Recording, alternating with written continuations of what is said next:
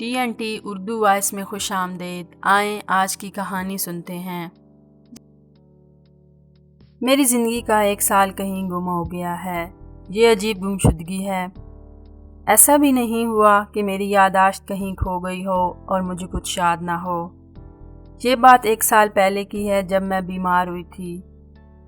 اس وقت میں اپنے شوہر صفدر کے ساتھ شارجہ میں تھی۔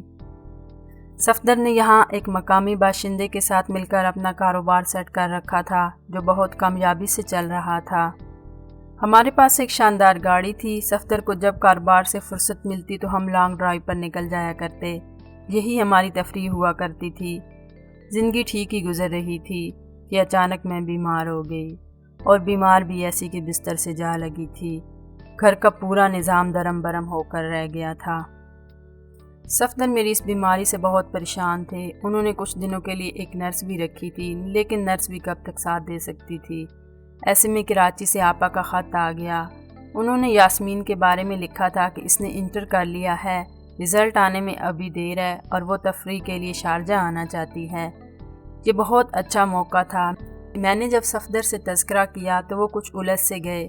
دیکھو نا، وہ ایک جوان لڑکی ہے، اس غیر ملک میں کون اس کی ذمہ داری لے سکتا ہے؟ ہم اس کے لیے کوئی غیر تو نہیں ہیں۔ میں نے کہا، میں اس کی سگی خالہ ہوں، آپ اس کے سگے خالو ہیں۔ اس کے علاوہ سب سے اہم بات یہ ہے کہ میں نے بچپن سے اس کی پرورش کی ہے۔ میرے لیے وہ میری اولاد کی طرح ہے۔ بہرحال صفدر بڑی مشکلوں سے راضی ہوئے تھے۔ ہم نے ویزا بھیج کر یاسمین کو شارجہ بلا لیا۔ کئی برسوں کے بعد اسے دیکھا تھا۔ اس میں جتنی تبدیلیاں رونما ہوئی تھیں وہ سب بہت حیران کر دینے والی تھیں۔ اب وہ ایک بھرپور اور نوجوان لڑکی تھی۔ اس کی ادائیں دل فریب تھیں۔ سچ تو یہ ہے کہ مجھے یہ دیکھ کر حیرت کے ساتھ ساتھ خوشی بھی ہوئی تھی کہ ماشاءاللہ میری بھانجی اتنی اچھی ہے۔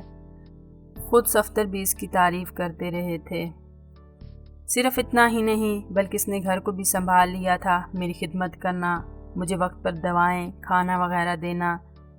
میں نے سوچا بھی نہیں تھا یاسمین اتنی مفید ثابت ہوگی۔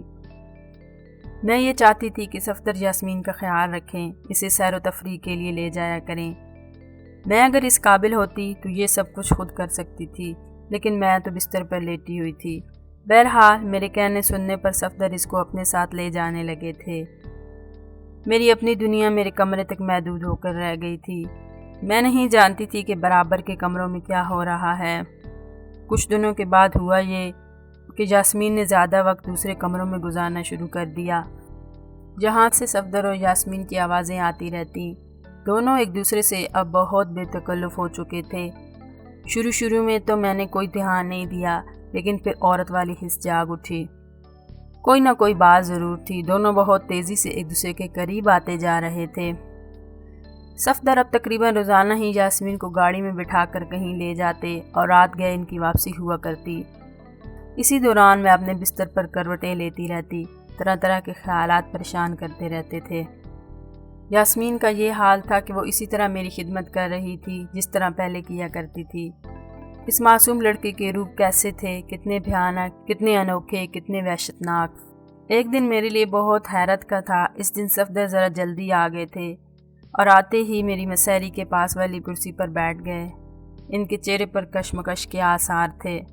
ایسا محسوس ہو رہا تھا جیسے وہ کچھ کہنا چاہتے ہوں۔ میرا دل دھک سے رہ گیا تھا۔ صفدر نے جھجکتے ہوئے اپنی زبان کھولی۔ زبیدہ، میں تم سے کچھ کہنا چاہتا ہوں۔ میں نے اپنا چہرہ دوسری طرف کر لیا۔ وہ جو کچھ بھی کہنا چاہتے تھے مجھ میں اس کو سننے کی ہمت نہ تھی۔ میں یاسمین کے بارے میں کچھ کہنا چاہتا ہوں، انہوں نے پھر کہا۔ میں جانتی ہوں آپ کیا کہنا چاہتے ہیں۔ میں پھٹ پڑی۔ اس سلسلے میں وضاحت کی ضرورت نہیں ہے۔ نہیں، تم کچھ بھی نہیں جانتی، اور جو کچھ جانتی ہو بالکل غلط ہے۔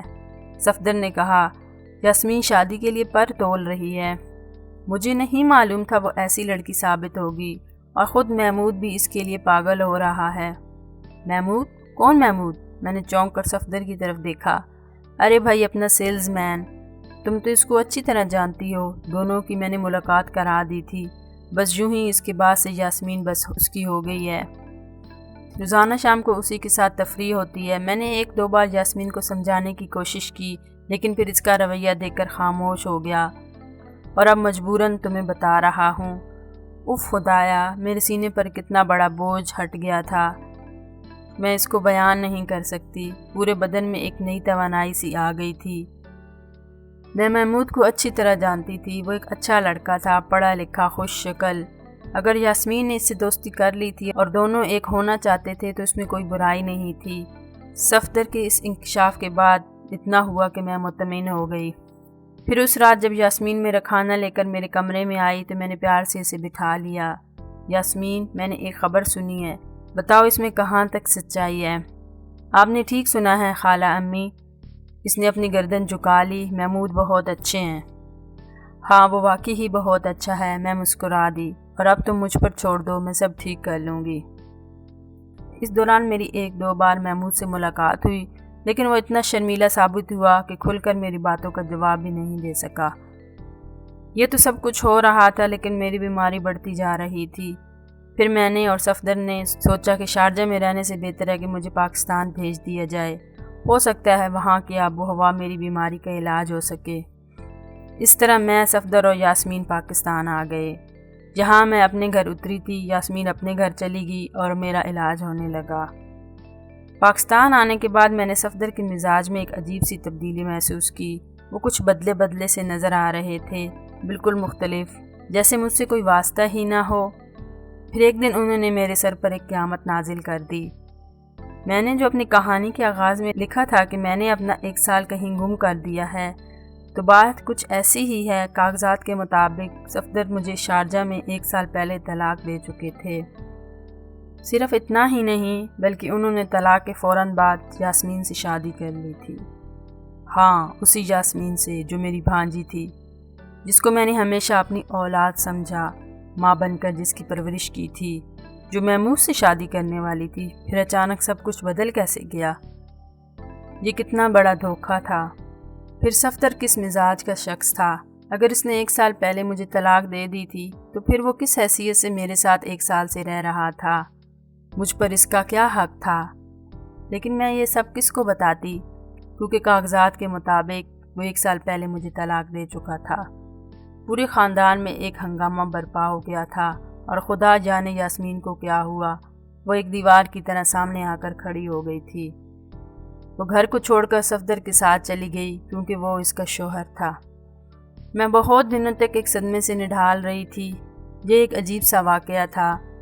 عام طور پر اس قسم کے واقعات تو ہوتے ہیں کہ شوہر نے بیوی کی موجودگی میں دوسری شادی کر لی، لیکن میرا معاملہ اس لحاظ سے انوکھا تھا کہ صفدر نے میری سگی بھانجی سے شادی کی تھی، اور دوسری بات یہ تھی کہ اس نے یہ ظاہر کیا تھا کہ اس نے مجھے 1 سال پہلے طلاق دے دی ہے۔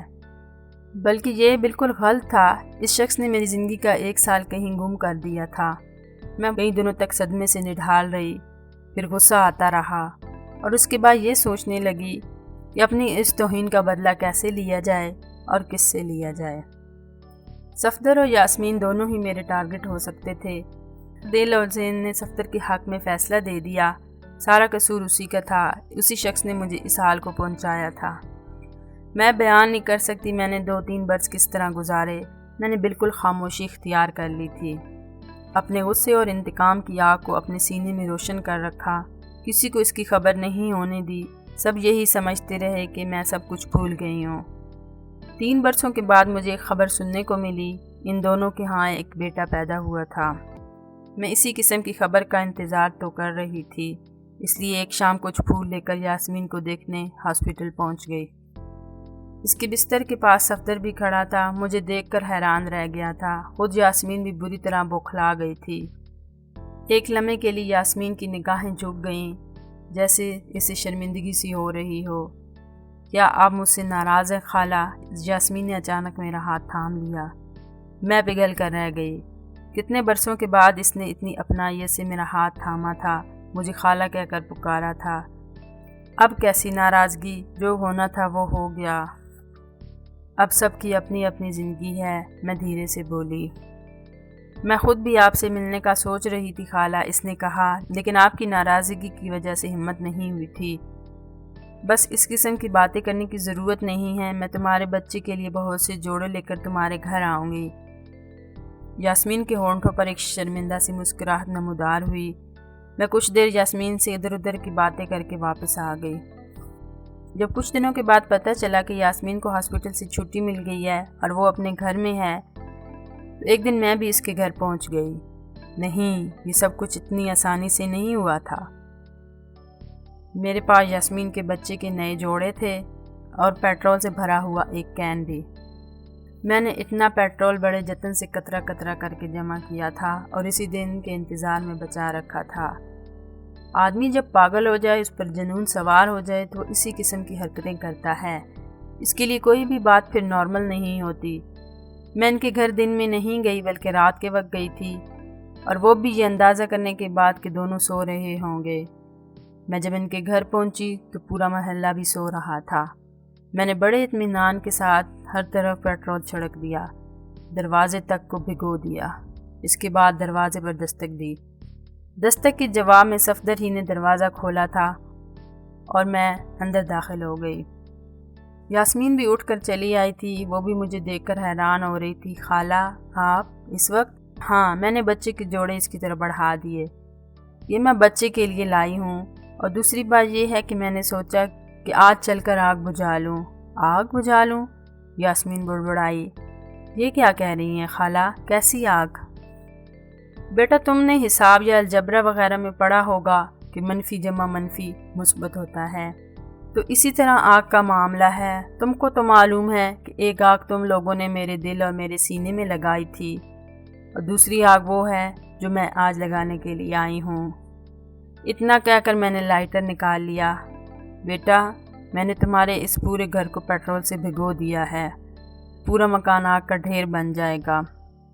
میں، تم، یہ شخص، صفدر اور تمہارا بیٹا، سب کے سب جھلس کر رہ جائیں گے۔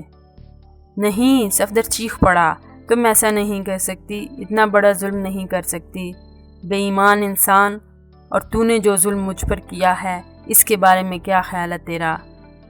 آج میں سارا حساب برابر کرنے آئی ہوں۔ ایک آگ میرے سینے میں ہے اور ایک آگ اس گھر میں لگنے والی ہے، اور پھر سب ٹھیک ہو جائے گا۔ نہیں خالہ، خدا کے لیے ایسا نہ کرو۔ یاسمین خوف سے لرز رہی تھی۔ اس دوران میں صفدر نے باہر بھاگنے کی کوشش کی، لیکن میں نے لائٹر روشن کر کے دروازے کی طرف اچھال دیا۔ ایک خوفناک سی آواز کے ساتھ پورا مکان آگ کی لپیٹ میں آ گیا۔ پھر مجھے بھی کچھ ہوش نہیں رہا۔ آگ نے سب کے ساتھ ساتھ مجھے بھی اپنی لپیٹ میں لے لیا۔ نہ جانے کتنے دنوں کے بعد ہاسپٹل میں ہوش آیا، بھی تو ایک اذیت کے احساس کے ساتھ۔ ارد گرد بہت سے لوگ ہوتے تھے، پولیس والے، جو میرا بیان لینا چاہتے تھے۔ بہت دن اسی ہاسپٹل میں گزر گئے، رفتہ رفتہ زخم بھرتے چلے گئے۔ یاسمین، صفدر اور ان کا بچہ تینوں ہلاک ہو گئے تھے۔ صفدر اور بچہ تو اسی وقت مر گئے تھے، لیکن یاسمین کئی دنوں کے بعد زخموں کی تاب نہ لا کر انتقال کر گئی تھی۔ البتہ اس نے پولیس کو جو بیان دیا تھا وہ بھی بہت حیرت انگیز تھا۔ اس کا بیان تھا، اس رات خالہ ہم لوگوں سے ملنے کے لیے آئی تھی۔ ہم کھانا کھانے کے بعد بہت دیر تک آپس میں باتیں کرتے رہے تھے۔ پھر جب خالہ جانے لگی تو ہم نے دروازہ کھولا، 3 آدمی پسٹل لیے ہوئے اندر آ گئے۔ ان میں سے ایک کے ہاتھ میں پیٹرول کا ڈبہ تھا۔ بس ان لوگوں نے ہمیں بالکل خاموش کرا دیا اور پسٹل کے بل بوتے پر ہمیں ایک جگہ بیٹھے رہنے پر مجبور کر دیا، اور پھر پیٹرول والے نے پورے گھر میں پیٹرول چھڑک دیا اور گھر سے جاتے ہوئے وہ آگ لگا گئے۔ مجھے اتنا ہی ہوش ہے، وہ لوگ کون تھے میں انہیں نہیں جانتی، بالکل نئے چہرے تھے۔ یاسمین یہ بیان دے کر مر گئی تھی، لیکن اس نے جاتے جاتے ایک اور آگ بھڑکا دی تھی۔ اس آگ کے شعلے اگرچہ دکھائی نہیں دے رہے تھے، لیکن اس کی حدت مجھے اپنے تن بدن پر محسوس ہو رہی تھی۔ پتہ نہیں اس نے ایسا کیوں کیا، اس نے مجھے بچانے کی کوشش کیوں کی؟ کہیں یہ اس کا احساس ندامت تو نہیں تھا؟ اس واقعے کو کئی برس بیت چکے ہیں، میں اب ایک بدصورت بڑھیا کے روپ میں تبدیل ہو چکی ہوں، لیکن ابھی تک میرے وجود میں ایک ایسی آگ روشن ہے جس کا کوئی نام نہیں ہے، پتہ نہیں ہے یہ آگ پشیمانی کی ہے یا بدلے کی۔